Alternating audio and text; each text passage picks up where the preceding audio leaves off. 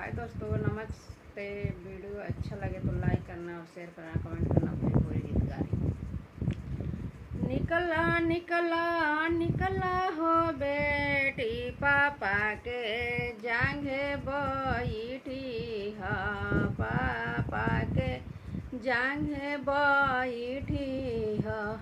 निकला निकला निकला हो बेटी चाचा के जांघे बैठी हो, चाचा के जांघे बैठी हो।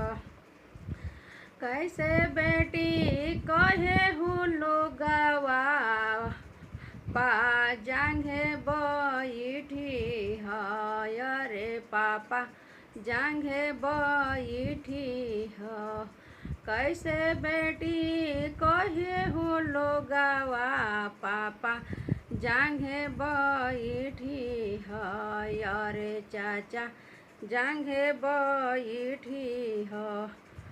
कहे कैसे कहे लोगवा हो बेटी बिहरेला करे जावा, बिहरेला करे जावा।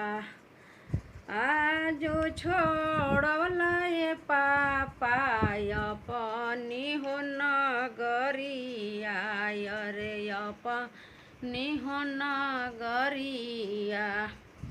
आजो छोड़वला ये पापा अपनी हो नगरिया, यार पानी हो नगरिया। चुप